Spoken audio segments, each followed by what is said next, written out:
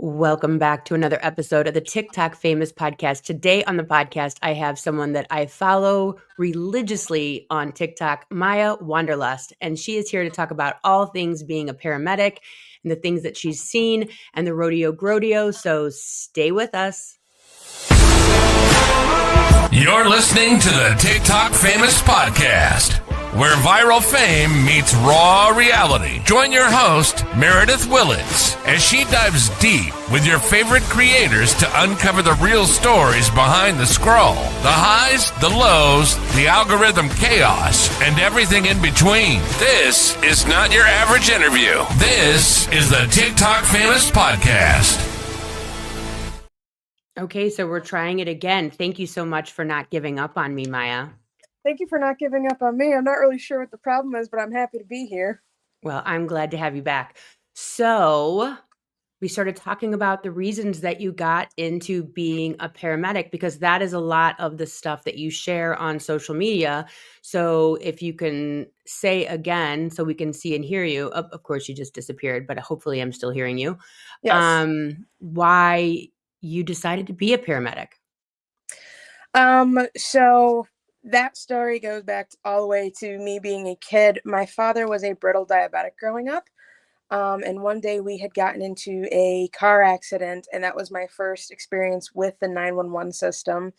And what I distinctly took away from that experience was a singular paramedic on scene held my hand during that entire time. I was probably about 8 years old, and did not let go of my hand from the beginning of patient care, where they were cutting me out of the vehicle, to the point of putting me in the bed. And I had just moved to that city at the time. And my friend from the town I was moving from had given me a necklace. It was like a best friendship necklace that little kids have. And I had lost it in the car accident. And I was so distraught because this was a new place. A car accident is very scary to an 8-year-old. And I had lost it in the wreckage of the car accident. That paramedic had gone back to the scene, retrieved the necklace for me, and then brought it to me at the hospital. And I knew from that point on, that's what I wanted to do. Wow. Those types of memories, there's so many people that I talk to on my podcast of like that singular moment that just shaped their life forever. Yes. And I know from listening to your stories about being a paramedic, there's so many times that I've listened to, like, so your playlist is called, that's a good question, actually, the Grodeo Rodeo. Why did you name it that? I have a feeling I know why, but why did you name it that? So I'm going to preface with the fact that the Grodeo Rodeo was completely accidental. It was never supposed to blow up into what it became, but I just started talking about what it was to do this job and be a first responder, and people were like, you should make this a thing. And I was like, well, what would I call it? And I'm pretty sure, because I don't want to take full credit, I'm pretty sure that somebody in the comment section was like, well, it's pretty grody. And I'm like, well, it is a rodeo. And then I was like, that's the name of it. That's what it's going to be called, because it is a roller coaster, a rodeo of up and downs in icks and yucks. And so it just stuck from there and just kind of started snowballing as it did. Yeah. And I mean, you're living this every single day, basically, of going into people's homes, which to me, that was always the thing that got me so much with your stories is, walking up the 20,000 flights of steps sometimes. And you're tiny. Like, we can't see you right now, but I'm good with that. Let's keep the sound. You're a tiny person, and a lot of times you have these huge guys or whatever with you as your co-partner paramedic person. Absolutely. And you always seem to be the one to do the crazy thing. Why? So I am tiny. I am barely touching 5 foot. Wow.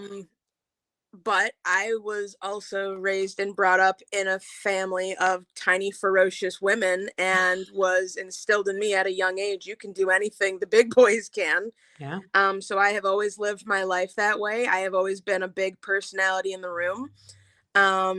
And I think that meshes pretty well what I've chosen to do with my life, because you do need to be that big in order to do this career. You can't be small, you can't be meek, you can't stay in a corner. You have to be an innovative maverick in order to be successful in this. Yeah. And to me, I love the way that you weave in the chaos, but also the incredible humanity of I remember there was one story you were talking about, and it was like an older woman wearing, I believe it was like a thin nightgown, and she was like not doing well. And it was, you had to get her to the hospital. I don't remember if she was fighting you. This is a long time ago. This is when I first started following you.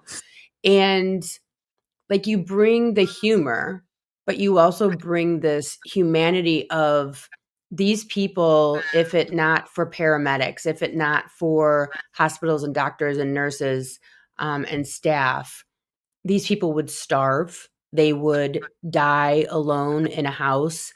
They would die of sometimes, I mean, it sounds like you're going in to help people that are basically rotting. I know that Yeah, sounds, but it's true. yeah. Um, there, there is a lot to this job that does not get explained to you in training. That is absolutely kind of a hard knocks lesson of what humanity really is. Yeah. I think I've become a lot more in touch with who I am as a human being and what my needs are as a human being through helping other people through things I couldn't possibly have imagined outside of this job. Um, Being a first responder, I'm going to include all of first response, not just being a paramedic or an EMT. Being a first responder means you are privy to seeing some pretty horrific things that the general public can't even imagine or fathom seeing. And it forces you, it aligns you with really having to come to terms with the fact that it can be a singularity type of experience. However, you're not alone because you have your partner, a crew, your fellow coworkers who are all experiencing the same thing. So even though it can feel very polarizing at times, Mhm. you do have a safety net that you can count on to understand and relate to the experiences you've had. Yeah, and I mean, some of your situations have been extremely dangerous. Someone that's on some crazy drug Yes. and has the superhuman strength, and here are you, like, barely 5 foot, and you're having to wrestle, restrain for the person's own good, for their Yes. health, for their safety, for their life. Um, did you ever when you were growing up because I always feel like we're put in situations that give us the view that we might not have had. And so when you were growing up, did you ever think in a million years that people got this sick or were this bad off? And do you feel like your path has been this so that you can have this like very beyond realistic view of the world? Yeah. I don't think anybody comprehends how sick people can be unless you've had like a personal experience, which pretty much everybody in their lifetime will have a personal experience that familiarizes you with what death and dying looks like, right? Yeah. Whether that is a sibling, a family member, your parent, a friend, everybody understands that the concept of death is very finite. Um, but watching it actively happen to people on a Yeah. day in and day out basis, I don't want to say that it um, numbs you. I think some people allow it to, but I also think it offers you an opportunity to see how beautiful your life really can be if you just take the opportunity to live it. Yeah. And I am exposed a lot of the time to people who didn't take that opportunity to live it. So it's really a daily reminder that I got to make the most of this journey. I don't know how long I'm here. I don't Yeah. know how much I'll get to enjoy, but while I am here, I should enjoy everything that I can. When you're looking at these people that are having these profound negative impacts of things like alcohol or drugs, Yeah. I have a friend, acquaintance at this point that I went to high school with, and they became a firefighter. And um, the life that they saw, people heating their houses with stoves, Yes. 2, 3 families per house just to try to make ends meet. It actually made that person more racist and more angry, Mhm. um, which I find fascinating because it's like, how are you not getting what you're seeing? But everybody has their own, like, I pulled myself up, so you should too. And because Yep. you're not, you're a bad person. Um, when you see these people dealing with drugs and alcohol, like, are you like, hello, like this is a major problem? Are you out there preaching in the streets, or how does the drugs and alcohol affect you? Um, Again, I think it's put me a lot more in touch with my humanity. I don't understand how people choose to walk a path of being it seems elective, Right. electively choosing to look the other way and judge people through a hardship. As often as you see it, how do you not identify it as an epidemic that you need to have compassion for as opposed to being critical of? Yeah. um Maybe because it's easy. I think when people do that, yeah. it's always like, if I judge it, then I'm away from it. It's like that Yeah. whole othering thing. Like, those people over there are monsters. Those people over there are, drug addicts and dopes do Yes. dope and all that It kind of could stuff. never So be me. It could it could never never happen to be. me. Yeah. Yeah. And the truth of the matter is it can happen to anybody. I've seen plenty of first responders, plenty of doctors, plenty of nurses who fall into that. And it's not hard to fall into because of what you're exposed to, how many hours you're working a day, how often you get to see your family or not. There are a Yeah. lot of outside factors that contribute to people falling into those type of lifestyles. I think that the argument is, well, people choose to do drugs and people choose to drink alcohol. Yeah, but the that's not the real epidemic you need to worry about. The real underlying issue is why. Why was Mm. that the coping mechanism that they went to? Why was that the thing that worked for them? And it's Well, and also because, we have to look back to, the beginnings of Oxy. I mean, they have a whole Netflix documentary on it, mhm, and how people were just prescribed Oxy like it was candy. I yes. remember when I lived in New Jersey, so this had to be 8, 9, 10, 11, 12, like 13 or so years ago. And we had all this Oxy in our house. Like, every time you went for anything, you got like a gallon-sized bottle of Oxy. Hmm. And in my hometown in Ohio, and I actually just saw it here in Chicago the other day. It was like a turn-in program. Like, you could turn in all your pharmaceuticals to the local police station, so you're not flushing them down the toilet, throwing them in the garbage, keeping them in your house, if whatever. Hmm. And I took this gaggle of prescriptions of Oxy to the police station. They just looked at me. They're like, "What do you want us to do with that?" And I'm like, "Well, I have young preteens, and I don't want it in the house, but I don't want to flush it, and I feel weird throwing it in the garbage." They're like, "Just put it in a can of coffee and throw it in the trash." And I was just like, "Okay," You're like, that'll but work. I know. But I mean, if you look at, like, most of the people that I know that have drug problems, so to speak, it started with an injury. It Yeah. started with a prescription of Oxy that numbed the pain. It numbed Yes. all the pain. And Yes. then the doctor stopped giving them the prescription. And now we're seeing prescriptions only written for 3 days, which I think is probably the smartest thing. But then I guess if you're in constant pain, what do you do? But Yeah. I think it starts somewhere, and then it numbs everything, and you're like, hells to the yes, this is the best I've ever felt in my whole life. Yes. And that's the thing is everybody wants to feel good. Nobody wants to feel like crap. Nobody wants to be in pain. Nobody wants to be depressed.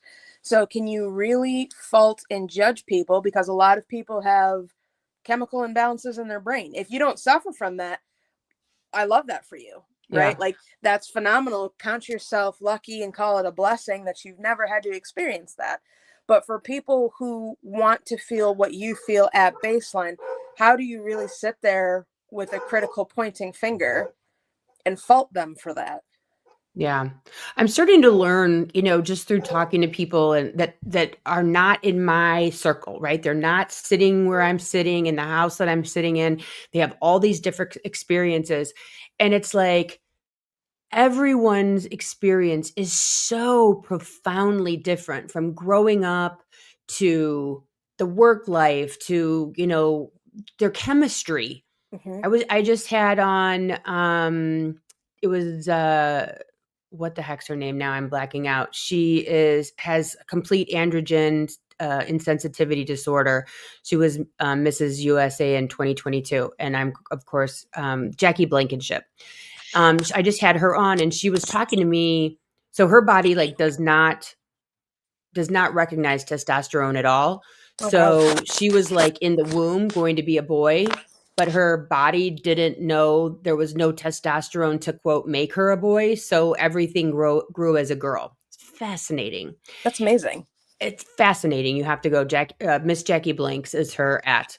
Okay. And so she was talking about the fact that there are 40 different like chemical XY chromosome situations where your body is created and forms and grows these different sensitivities based on estrogen and testosterone and progesterone, which then create this, that, and the other. And I'm like, think about how many of us are not tested, but like, aren't cis or are transgender or are have these different ways. Like everyone Hmm. has such different chemistry in their brain, and Yes. dopamine and serotonin, and fast and slow and depressed and all these things. And as a society, we're like, you're either good or you're bad, you're either right or you're fixed or you're broken. And Hmm. it's like when you're in the trenches like you are, you're over there going, y'all don't understand any of Yeah. this. It's so much more complicated than just having one side of the line or the other. Yes. But I think Yep. that makes people comfortable. Like, I know my POV, as we say on social, right? I know my perspective, and you should be able to match that. And I have a relative that like they grew up in a white society, they went to a white college, and they're like, you should be able to do all the things. And then they get a job with all sorts of different people, and they're like, I get it now. Like, Hmm. not everybody's parents were a stay-at-home parent, not everybody could borrow money, not everybody has the brains and the ambition and the self-worth to go to college or trade school or whatever. Like everybody has such a different experience. And I think that when you're out in the real world dealing with the public, especially as a paramedic, a nurse, a doctor, you see all the challenges that everybody else just poo-poos. Hmm. Yes, I would tend to agree. I think that um, people who are stuck thinking one way or another, whether that's having an opinion or a belief, and it really transcends all of your opinions and belief, however you choose to think and view the world. Yeah. I think that if you were stuck in thinking one way, it's because you've never challenged yourself to look at it through any other lens. Yeah. You've tunnel visioned yourself. You're staying in your suburb or staying in your, on your block of the street or whatever. And that's why I always talk about on social, like travel, like Hmm. even if it's just outside of your community, to see the way other people live and do it without Absolutely. judgment. How and what do your coworkers think about you taking all of this to social media and sharing your stories? Um, so the people who I've worked with that had followed me really enjoyed it. Um, but I've received critical feedback from people I didn't work with, Mhm. from people who were in the field and have been doing this for longer than I've been alive. And how dare she get up there and talk about this and talk about that or make stories. Listen, you go ahead and work your career how you want to. I'm going to center it my way so that I can continue to do the best of my ability, continue Yeah. to serve this community how I've been doing. And I think I've been doing a pretty bang up job, if I do say so myself. Um, but the younger generation of this career, I feel like truly appreciates it because they're like, you're showing people what this really is. Like, Yeah. I think people just see EMS, emergency medical services, as ambulance drivers. Yeah. They come, they pick me up, they take me to the hospital, and that's that. And it's so much deeper than that. There's so much more to it. There can be so much more to it. Some people treat this as a job or a stepping stool or however, you go about it, but this is a career for me. I want to stay here. I don't have intentions of moving out of this field. Hmm. So, I do tell the stories. I do tell my perspective. I do talk about real life scenarios and patients without, giving away who they are. I Yeah. do talk about that because it helps me cope with the things that I've dealt with on a daily basis. That's what I was going to ask you Um, about too. Like yeah, what does that end of that day look like when you're wrestling someone into restraints or literally saving their life with Narcan or peeling them off of a couch or a bed because they probably haven't moved from that exact spot for God knows how long. Like what is the download or the touch grass moment after dealing with a day like that? it's it's heavy.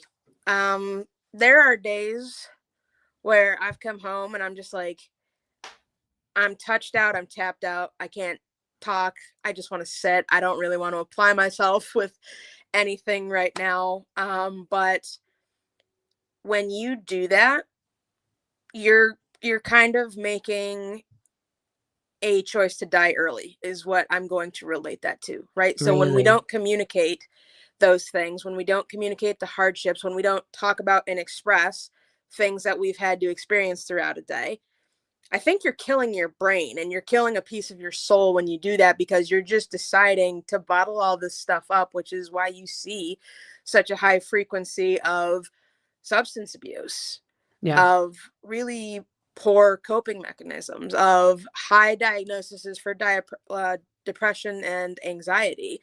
Um, and I'm not saying I don't suffer from those things, but I make it a point to talk about those things so that I'm not bringing that home for my family to have to deal with later. Because if that is the case, my kid doesn't know how to deal with that. People who don't work in this field that I associate with don't know how to deal with that. Yeah. How should I expect them to comfort me when I Yeah. can't express that to them?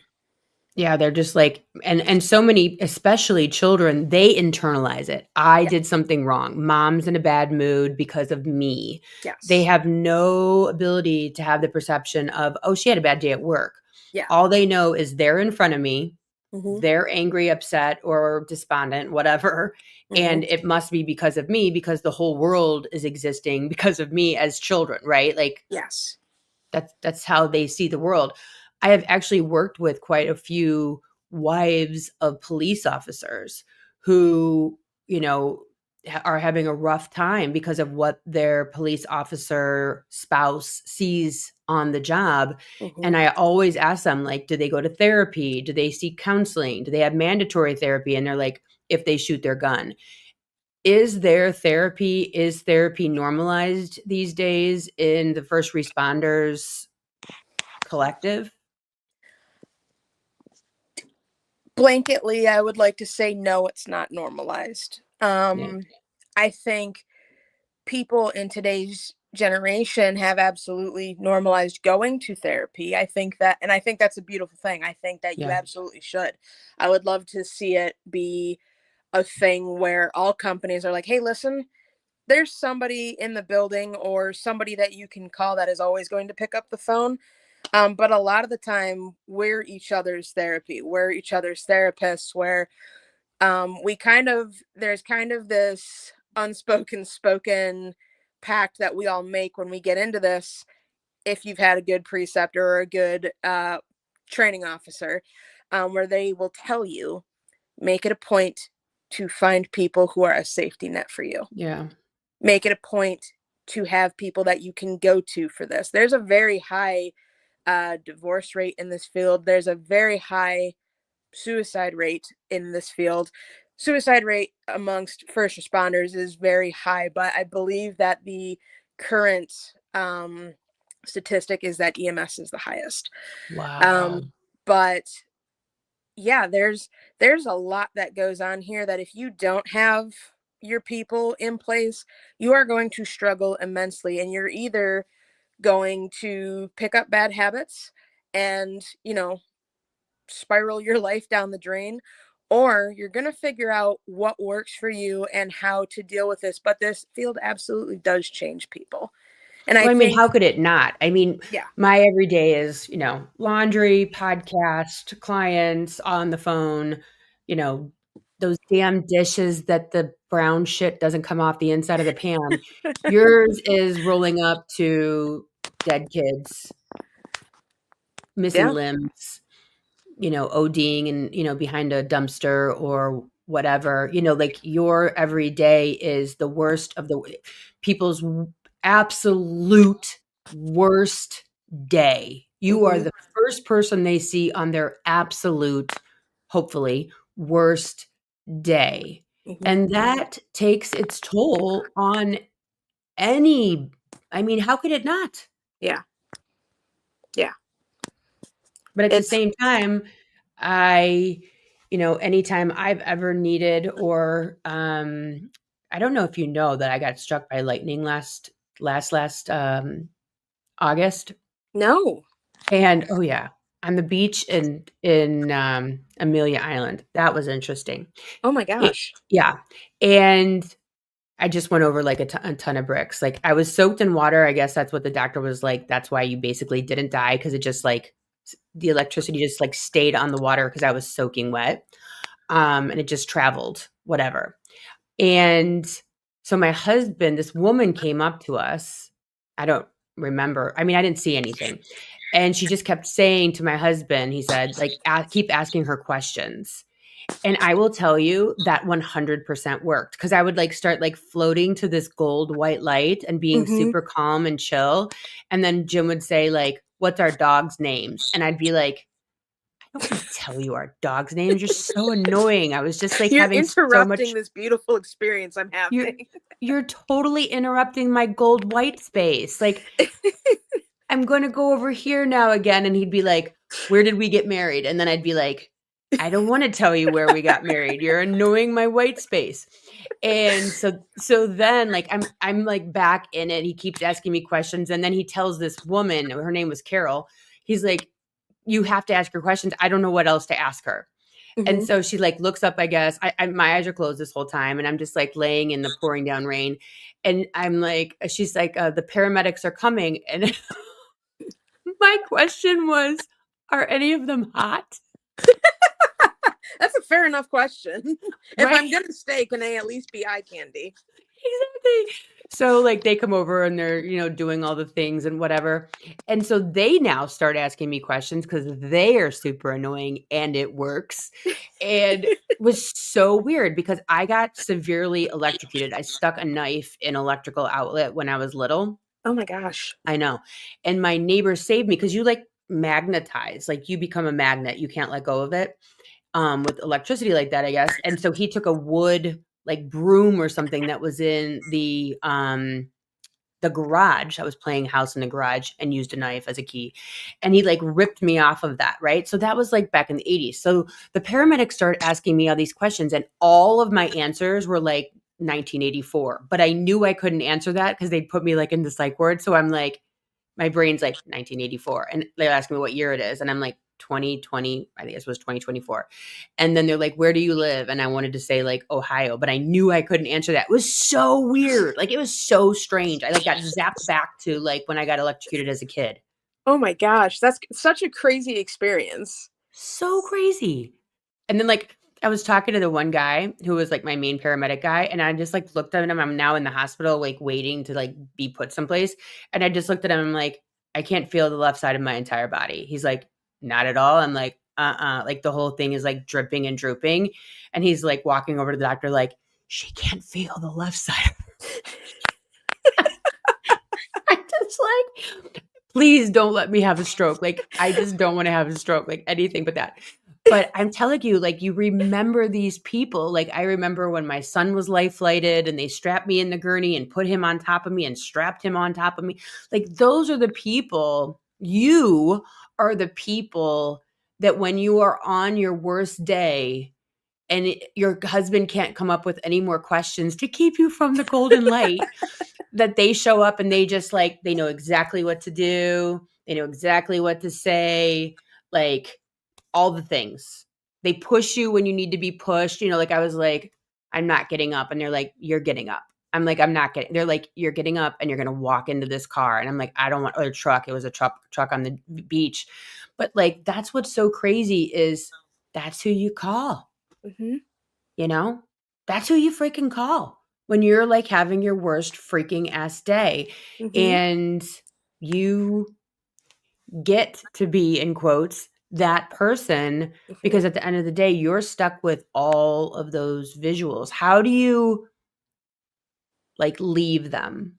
Like, how do you go, I did my job, I've left them in the best hands, I have done my thing, and now I'm going to like literally physically wash my hands underwater and leave it there? So some calls you don't, right? There are some calls that I think you're just destined to keep with you, and that almost feels like an unfair statement to make, but some calls are always going to be with you. And Yeah. I most of the time those are pretty like traumatic calls, or they're calls where you feel really good about it. It has to be a call where you had a strong emotion about something, right? um but even I choose to reframe how I look at things, even if I found something to be extremely traumatic. Yeah. There was something for me to learn and something for me to take away there, and that's why it's not leaving my brain. Yeah. Um, That's so so a lot good. of it is reframing. Yeah, that's so good. I always think that everything is happening and we can either make it a negative or a blessing. We can either Mhm. decide to learn from it and then make it have value, or we can just treat it that it happened. And I don't think anything just happens. I think Yeah, everything is meant to like change us or grow us or make us more grateful or whatever the thing is. And I think if you make it a lesson and a blessing, then nothing just is for the sake of being is. I just don't think that's a possibility. I agree, and I think that's how you have to look at. Um, I think that's how you have to look at calls. I think that you have to be good at categorizing. I think you have to be good at compartmentalizing, not to the detriment of like, I'm going to keep this in forever, not talk about it, and then blow Yeah. up later. But you have to be able to compartmentalize effectively. When am I going to choose to deal with how this is making me feel? And it is always going to have to wait until after my patient care is done. I Yeah. cannot have a meltdown. If you're having an emergency, I cannot have a meltdown and spaz out in front of you, because I need you to trust that I can take care of you, that I can manage your emergency. That's why Yeah. you called me. So Yeah. I have to be able to have that ability to put that to the back of my mind and get done what I need to get done to take care of you. And I kind of choose to categorize people into being family members. If this was my mother, if this was my Yeah. child, if this was my sister or my father, what would I be doing right now to make sure that I'm getting done everything I need to get done to make sure that they get to the next person who can Yeah. do their job well because I did my job well? Have you ever handed anybody off to like a hospital or whatever and gone, I wish I had an extra like 30 minutes with that person because I don't necessarily know if I feel confident about what's going to happen next? Absolutely. Absolutely. And you have moments where you second guess yourself. You're like, did I do the right thing? Did I follow the right course of treatment? Did I assume correctly that that's what was going on with this person? And part of the way that I try to mitigate that for myself, which I also know a lot of other practitioners will do, is I follow up about that patient. If you're Mm, still there by the time I bring the next patient to that hospital, I'm coming to check on you. I'm asking what room you're mm, in. What was the outcome? Was there anything I could have done better? And I think that's also how you become a better provider, is asking those questions so that you know what to do the next time. Not yeah, every call is different in its own respect, but the next time I have a call similar to that, I can apply what I've just learned today to it and hopefully have an even better outcome than what happened today. I love that. That's so huge. Those calls that stick with you. And do you have one that just like is your like you take it with you everywhere, no matter where you go? Yes. Yep. Which one's that?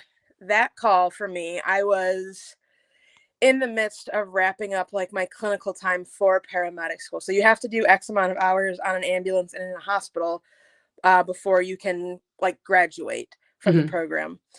And I needed one more pediatric call. I needed one more Mm. kid. And it didn't need to be a specific thing, but I needed one more encounter with a child. And my preceptor, who's also one of my closest friends in this field, um, got a call. He was a supervisor at the time. He got a call from another supervisor who had been called by like our medical director. That's the doctor that signs off and says, I'm allowed to do what I'm allowed to do. And said, there's a transfer coming out of the hospital. We don't have time to do XYZ. He needs to go to a pediatric center, which would have been like 8 minutes down the road. Okay. And he's like, this kid is intubated, which means there's a breathing tube down his throat. Yeah. And we're mechanically breathing for him. He's a trauma patient. And that's Okay. pretty much all the information we got. And we were like, okay. So obviously you don't rejoice whenever there's a sick patient, certainly not a sick child. But I was like, the universe must be looking out for me if it knew I needed one pediatric patient. Yeah. And here it is, because this is the end of the shift. And we get to the hospital, and this child is like a 4-year-old child. Mm. And he's just like, the way you walk into the doors, it's like double doors, they slide open and the bed is in line with the doors. And he's just looking like dead stare ahead. And I'm happen to be standing right here. And I felt my body shut down. Oh. And I felt panic start to creep in, because nobody wants to see sick kids. Nobody wants to see dying kids. It's the worst thing to see on the planet. And I felt myself start to shut down until I grabbed my arm and my shoulder, and they were like, you keep it together until you're done. Keep it together until you're done. And I said, okay. So we got this kid loaded up. Evidently what happened was this child was the victim of a drive-by shooting. His mother was clutching him, and she went to turn away from the bullet fire and turned into a bullet, and it went through the back of his head. So we needed to get him to the pediatric hospital, because that's the only place that has the resources to help him. And I just remember feeling so helpless, because what am I even doing for this kid? What do you do for a kid? What do you do for a 4-year-old that's been shot in the head, that doesn't have good prospects? What am I doing for this? How am I useful in this situation? And that's when you realize. Uh-oh, I lost you. I lost your sound. Can you hear me? Oh, we got her back. Let's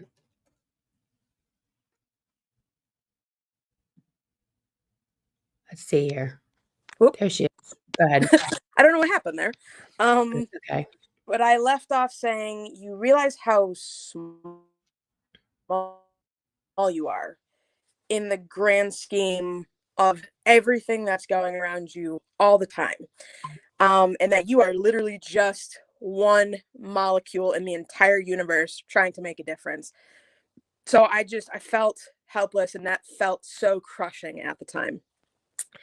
And all I could do, squeeze.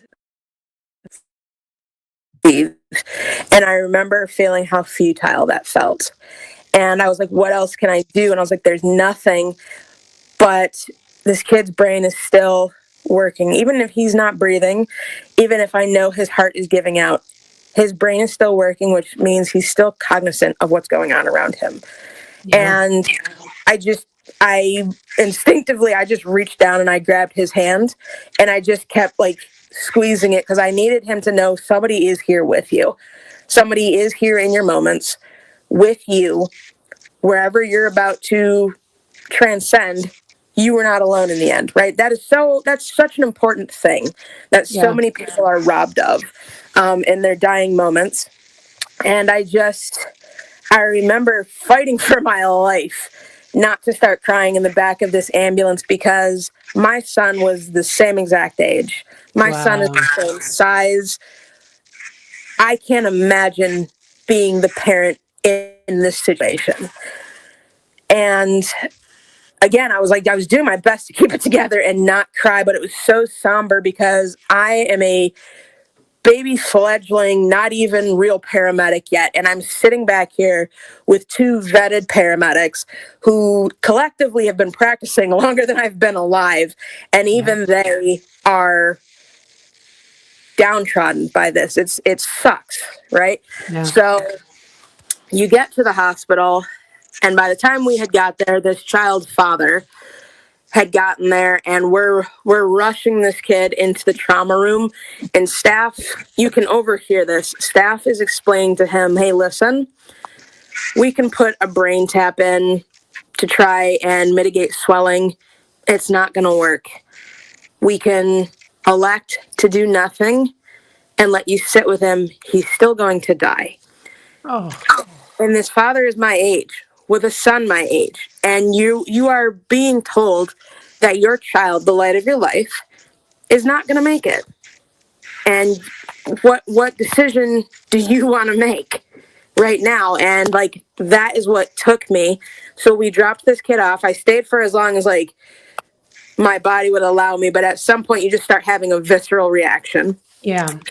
And I go to my truck, and my preceptor and the supervisor at the time were like, you feel what you need to feel and do it completely and do it unapologetically and let it just come out of you so that you're not taking this home. So I sat there and I ugly cried for probably about 45 minutes. And then I went home and I ugly cried some more because I just needed to hold my kid in that time.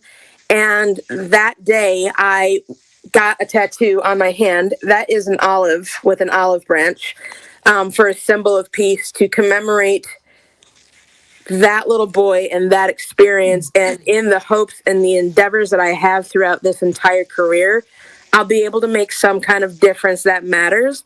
And if I don't do it for anything else, let it be for the fact that that is something I had to witness and have to hold on to for the rest of my life. Let me honor doing what I need to do in order to try and make this world a little less horrific like that for people like my son. Yeah. I did a whole series on the placement of tattoos, and the hand is feeling helpless.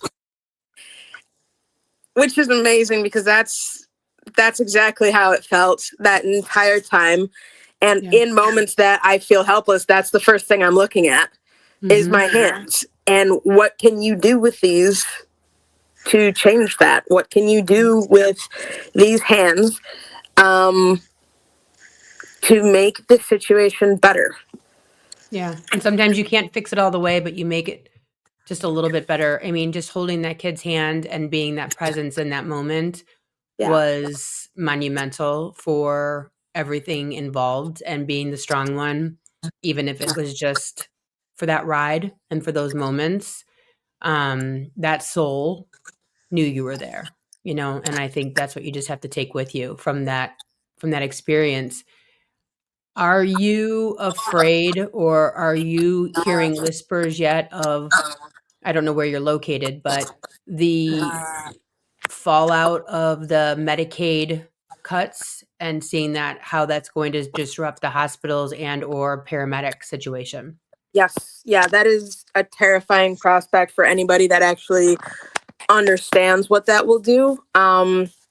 So the bulk of my experience doing this has been within urban city settings, and then in suburbs. And now I work in rural country. And though between rural and urban settings, Medicaid is what keeps a lot of people alive. Yeah. And when you cut that, I'm going to be going to a lot more cardiac arrests. I'm going to be working a lot harder than I already am now, because right now when you work in the country, you have farmers. As is, they're not calling for an ambulance unless they've cut off at least 3 of 4 of their appendages. Right. So that is going to be detrimental because these people are not well off. These people are working class people who are just trying to make it day in and day out. And when we talk about an urban setting where, you know, people have this misconception that poor people and minorities are the people who have Medicaid, and that they're a leech on the system, people think that cutting Medicaid is going to somehow prompt people to go and do better for their lives when people are already doing that. They're doing their best. That's a systematic problem that we're not talking about. But when you talk about that, I need you to understand that people use hospital systems as primary care. They don't otherwise have access to getting into private practices or XYZ, or people wait too long. People don't have access to transportation. It's a much deeper problem than just saying, well, we're going to cut it and people will figure it out for themselves. Yeah. Or they won't, and they'll die and they'll get sicker, and you'll actually have exacerbated the underlying issues that you need to deal with. Yeah. I know someone that has like one of those, get rid of it. Someone has one of those high deductible plans. It's like $10,000 a year high deductible, but you can go to the doctor once. Oh, you lost me again. Somewhere. Hold on, stay there. And it's funny you stop hearing me when your visual comes back on. I've lost audio with you again. Oop. Can we hear each other yet? I can hear you. Okay, there you are. Yay. But they have like this $10,000 deductible, and I will talk to this person and I'm like, you need to go to the hospital. You need to go to the doctor. And they're like, no, but I have a $10,000 deductible. I can't. I can go to the doctor once a year for free. And I'm just like, you are not a high deductible person. You need to have you need to go to the doctors when you need to go to the doctors. You can't sit here and save money. Have they talked about closing hospitals where you're located yet? I mean, is that part of a thing yet? Sorry, can you repeat that last part of your question? Sure. Have you seen where they're going to start closing hospitals? Have you heard anything I about lost that? audio with you again. Oh, poopy.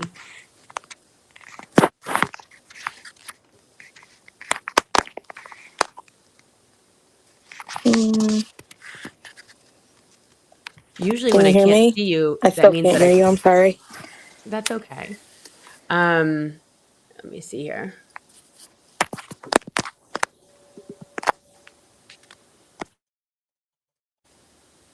Are you there? Can you hear me? I'm still not hearing you. Aw. I guess we could close the show. We did talk about a lot, but I did want to talk about a few more things. We'll have to have you back on. I think that let's see here. Well, anyways, thank you so much, Maya, for being on. Go follow Maya Wanderlust on TikTok. She's also over on Instagram. She's amazing. She has the best stories. She is a fierce paramedic and mom and fashionista, to be honest with you. So go check her out on all her social media accounts, and I will be back with another guest next week. So I hope to see you there.